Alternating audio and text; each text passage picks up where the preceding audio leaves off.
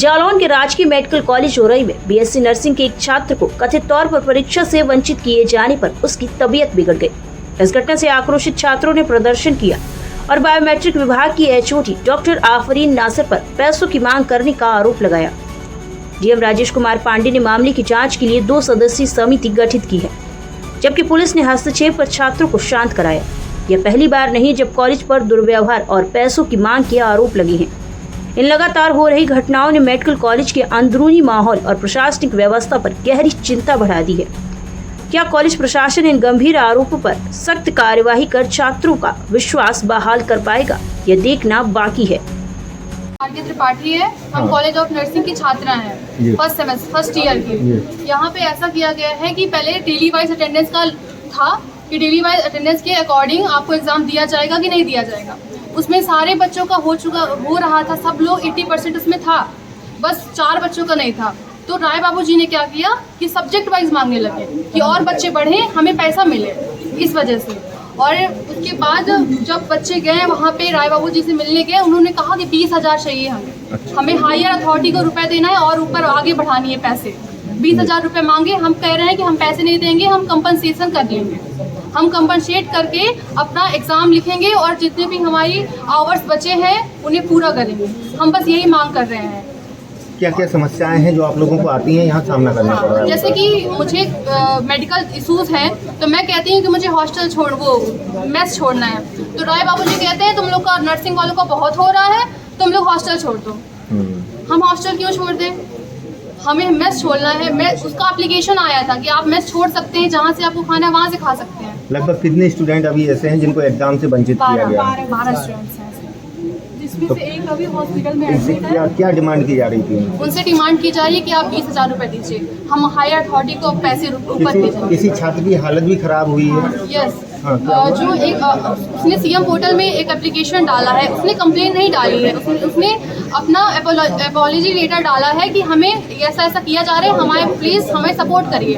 तो उसे as a complain उसे लिया गया है उस एप्लीकेशन को, और इतना उसे मेंटली, इतना ज़्यादा फिजिकली मेंटली हैरेस किया जा रहा है। उसे कहा गया है अगर तुमने एप्लीकेशन डाली है तो तुम इसके जिम्मेदार हो, तुम्हें बिल्कुल एग्जाम में बैठने नहीं दिया जाएगा, ये बोला गया है उससे। इससे उसकी तबीयत खराब है बहुत। उसको डॉक्टर ने बोला है उसे हार्ट अटैक आया है, डॉक्टर ने बोले उसे हार्ट अटैक आया है, अब वो नॉर्मल है उस चीज़ से। सर मैं 5th सेमेस्टर का स्टूडेंट हूँ, मोस्ट सीनियर बैच से हूँ सर मैं। सर हमारे जो नर्सिंग कॉलेज के जो हालात है सबसे ज़्यादा बुरे हो चुके हैं, क्योंकि सर यहाँ पे किसी तरह की सुनवाई नहीं है। अगर हम एक पानी तक की मांग करते हैं तो पानी के लिए भी हमें लेटर यहाँ लिख के नहीं देना है, हमें हायर अथॉरिटी तक देना है। हायर अथॉरिटी वो जो लखनऊ में बैठी है, जो कानपुर में बैठी है, उनको देना है एक पानी के लिए। किसी भी चीज़ की प्रॉब्लम होती है कोई सुनवाई नहीं, हर चीज़ के लिए तुम नर्सिंग हो। सर नर्सिंग को दबाया जाता है यहाँ पे। सर पहले हमारे प्रिंसिपल थी, उनके ऊपर झूठे आरोप वगैरह पता नहीं लगाए गए, क्या किया गया, ताकि सिर्फ और सिर्फ नर्सिंग पे एक वर्चस्व फैलाया जा सके कि ये हमारे कंट्रोल में है, इसे कोई और नहीं देख सकता है। सर स्टार्टिंग में 2 साल हमारा नर्सिंग इतना रन किया कि इस पूरे कॉलेज में सिर्फ और सिर्फ नर्सिंग दिख रही थी। उसके बाद ऐसा यहाँ पे किया गया कि नर्सिंग के प्रिंसिपल को भी हटाया गया, वाइस प्रिंसिपल को भी हटाया गया, फैकल्टी के ऊपर सेपरेशन किया गया। यहाँ पे गैर कानूनी जो नोडल ऑफिसर हैं उनको बैठाया गया, जिनका कोई अधिकार नहीं है। क्यों? क्योंकि उनके पास वो एलिजिबिलिटी नहीं है कि नर्सिंग को हैंडल कर सके। कि प्रिंसिपल के पास वो अथॉरिटी होनी चाहिए कि उसके पास एक MSc PhD 10 साल का एक्सपीरियंस हो। इनमें से उनके पास कोई एक्सपीरियंस नहीं है और वो नर्सिंग को नहीं जानती, नर्सिंग के करिकुलम को नहीं जानती, तो हमें कैसे समझ सकती है हमारे प्रॉब्लम को? कैसे समझ? क्या समस्याएं उसका प्रॉब्लम ये है, अभी रिसेंट में जो हमारा सबसे मोस्ट जूनियर जो बैच आया है, अभी जो बैच आया है, इनमें से 15 बच्चों को रोका गया। मोस्ट जूनियर्स में से 2 बच्चों को रोका गया, जिनमें से एलिजिबिलिटी क्राइटेरिया 2 घंटे पहले बताया जा रहा है। किस लिए रोका गया था उनको? इनको पहले बोला जा रहा है कि आपका अटेंडेंस कम है, आपकी क्लिनिकल कम है, जबकि की रियलिटी ये है कि मेस के जो पैसे हैं बच्चे, उन्होंने जब बच्चे नहीं खाते हैं उसके बावजूद पैसों की वसूली की जाती है। और जब बच्चे अपने एप्लीकेशन के बेस पे ये दिखाते हैं कि हम इतने दिन कॉलेज में नहीं रहे हैं, हमारे पैसे माफ़ होने चाहिए, तो लोग इस बेस पे जज करते हैं। जब इन्होंने खाना नहीं खाया तो कॉलेज में नहीं आए होंगे, क्लिनिकल भी नहीं गए होंगे, जबकि की हकीकत तो ये है ना कि बच्चे तो खाना कहीं से भी खा सकते हैं। एजुकेशन का इससे क्या रिलेशन है?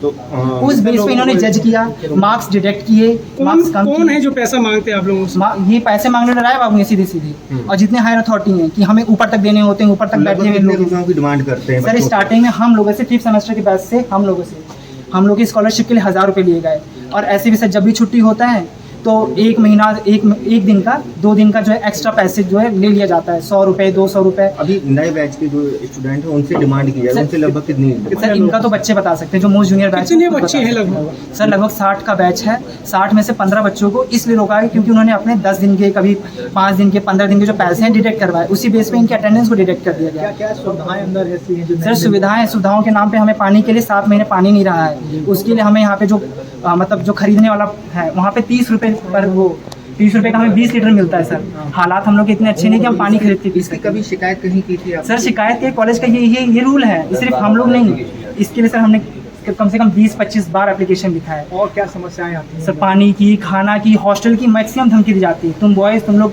लीगली हो यहाँ पे, तुम्हें जब चाहे हम हटा सकते हैं, तुम्हें निकाला जा सकता अच्छा, है। यहाँ पर ऐसे आप प्रचार है, उनसे क्या शिकायतें नहीं की आपने? सर प्रचार हम लोगों ने रिटर्न फॉर्मेट में दिए हैं। हमारा जो वार्डन है उसने 17-18 बार रिटर्न फॉर्म में दिया है यहाँ पे। तो क्या, क्योंकि हाई अथॉरिटी वहाँ पे बस एप्लीकेशन रख दिया जाता है, बाहर रख दिया जाता है, सर तक पहुँचता नहीं है। हम लोग को अलाउ नहीं है हाथ के अंदर तक जाके। आप समझ सकते हैं कि हम लोग स्टूडेंट हैं, हम लोग इतने ऊपर तक नहीं आ सकते हैं। और जो लेकिन स्टूडेंट जैसे शिकायत करते हैं तो सुनने में आया उनके साथ दुर्व्यवहार होता है। सर दुर्व्यवहार होता है, बिल्कुल होता है, उनकी बात नहीं सुनी जाती। अभी आपने बच्चों की सुनी होगी अंदर कि उनके पेरेंट्स आए, पैरों तक गिरे हैं, ये हकीकत है। ये कहा जाता है कि हमें तुमसे कोई मतलब नहीं है। सर हमारे कॉलेज की जो अटेंडेंस वगैरह सारी चीज़ें संभालता कौन है? बाबू आएंगे, वहाँ से फाइल उठाएंगे, अपने पास लेके आएंगे। जबकि किसी भी क्लर्क को, किसी भी बाबू को ये अधिकार ही नहीं है कि बच्चों की इस तरीके से जो भी डॉक्यूमेंट्स हैं उनको गैर कानूनी तरीके से उठा के लाएं, अपने तरीके से उसको यूज़ करें, बच्चों के ऊपर सपरेशन करें। सर इस तरह बच्चे का एक बहुत ज़्यादा हालात ख़राब हो चुका है, उसने सुसाइडल अटेम्प्ट तक उठाया है। मतलब कुल मिला के कोई सुनवाई नहीं है सर, यहाँ बिल्कुल सुनवाई नहीं है। हम लोग लेटर लिख के परेशान। हमारी मांग बस एक ही है कि यहाँ पे जो अथॉरिटी हो वो नर्सिंग की हो, नर्सिंग अपना मतलब फ्रीडम से जो भी निर्णय ले सके वो ले सके। नर्सिंग की प्रिंसिपल हो, नर्सिंग की पूरी जो टीचर्स हैं, फैकल्टी हैं वो हो, उनके ऊपर किसी भी तरीका यहाँ से कोई दबाव ना हो। सर यहाँ पे अगर हमें नर्सिंग का कोई प्रोग्राम करना है या फिर नर्सिंग डे आ रहा है, सर हम लोग को मना कर दिया गया। ये कहा जा रहा है कि इनका तो गुंडागर्दी है, ये है, इनको अगर दिया जाएगा ऑडिटोरियम, सर हर चीज़ के एप्लीकेशन भी दिया जाएगा तो कोई अप्रूवल नहीं है। सर नर्सिंग डे जो कि मतलब एक नर्सेस का बिल्कुल एक अपना वो है कि हमें सेलिब्रेट करना है, उसके लिए बिल्कुल इलीगली मना कर दिया गया कि नहीं, तुम्हें अलाउ नहीं है। एक